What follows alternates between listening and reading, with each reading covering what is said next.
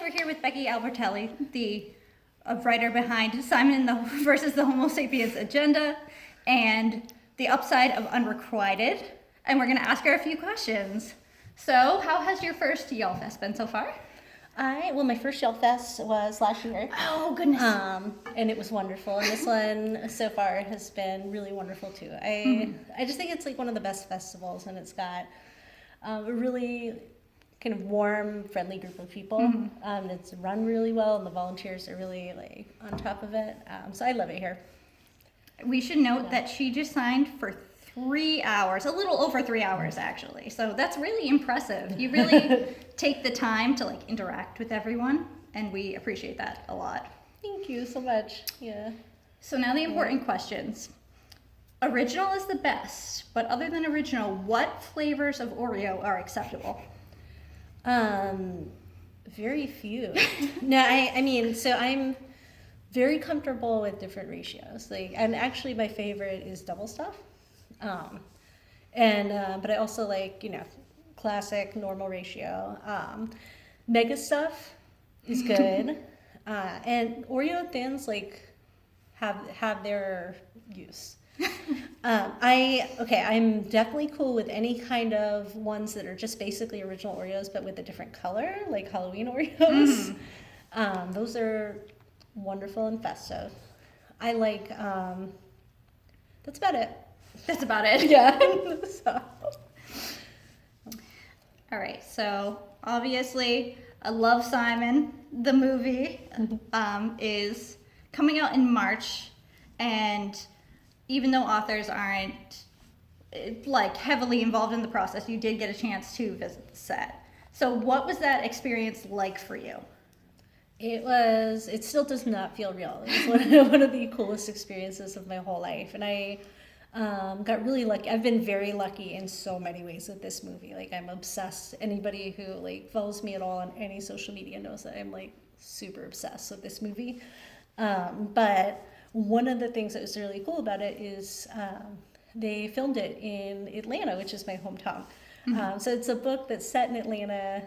It was filmed in Atlanta, and I live in Atlanta. So I was there for probably about half of filming, just bumming around set. And they told me, they're like, you're going to get bored so quickly. They were completely wrong. It was not boring.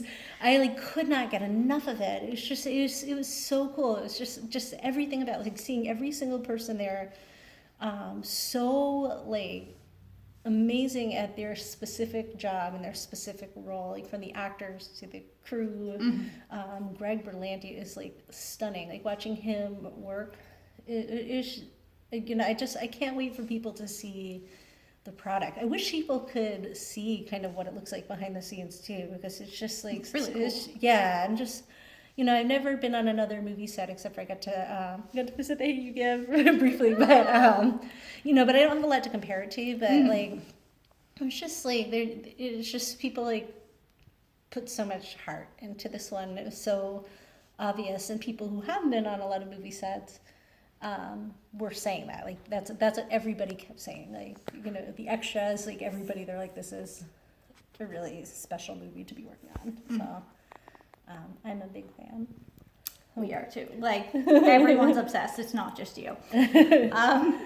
So if I'm not mistaken, I saw a tweet that you and Adam Silvera just turned in the revisions for What If It's Us, and I'm so excited. But what was it like collaborating with somebody else versus writing on your own?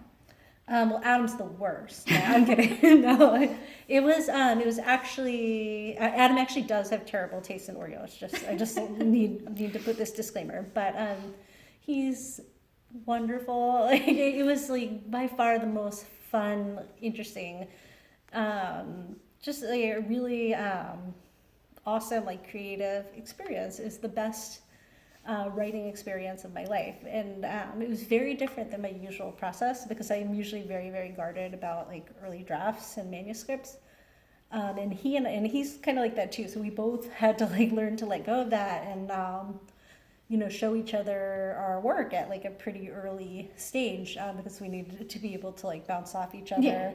Certainly in the beginning, like, you know, I needed to know his character, Ben, as well as I know my character, Arthur. Because I'm writing Ben too, you know, through the lens of Arthur, but I need to know Ben, you know, like I'm writing Ben's dialogue. And so what that looked like for us in the beginning is we had to share everything. And then later on, we were able to kind of write in little bursts on our own and then loop back around and share. But yeah, it's just, you know, like it just felt like such a privilege to be able to like be the first person to read like new content from like my favorite author. It's like wild. I still cannot believe that that's a thing. Like that's part of my life. That's like my job for some reason.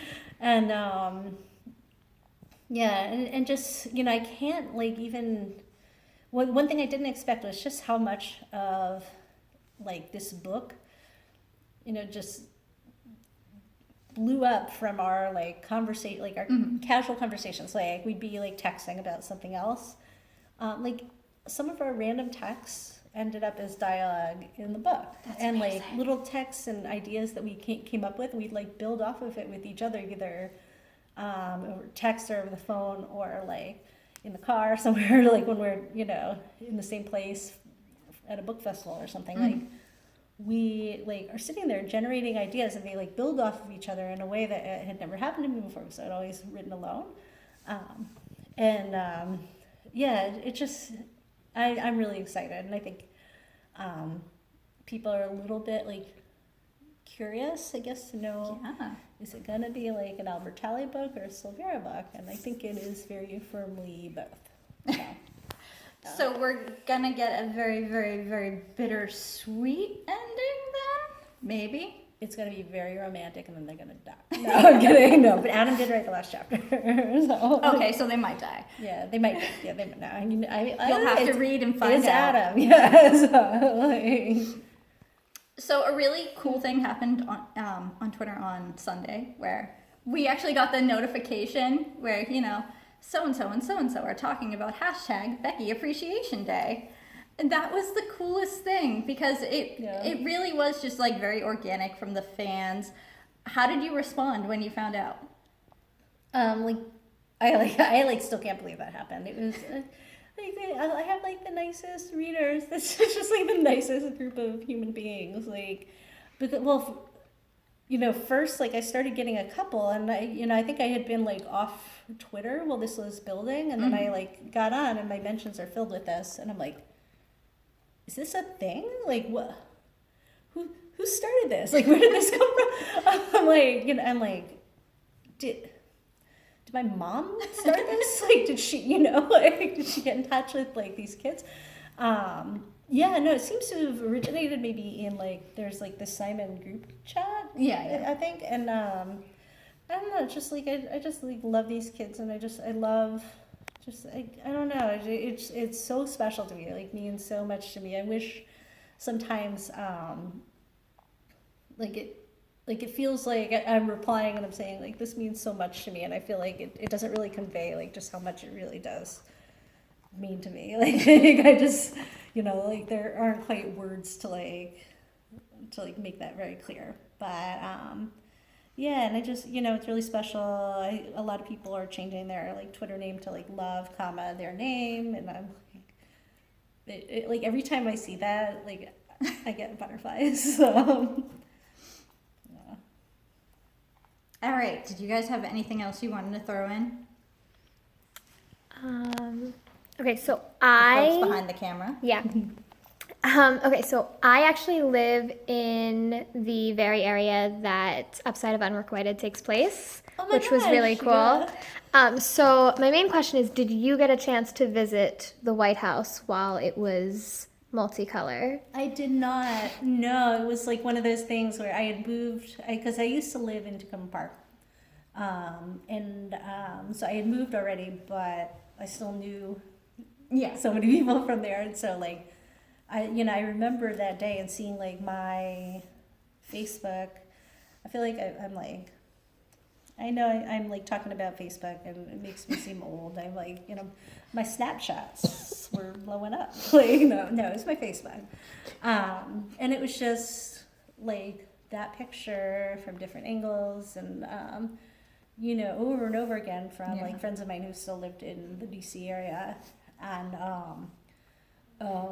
I wish I had been there. I love living in Georgia. I love living back home where I grew up, but I do miss DC sometimes, and that was one of the days I missed it quite a bit. Like, so I don't mind having my distance from the White House right now. Yeah, Don't blame you.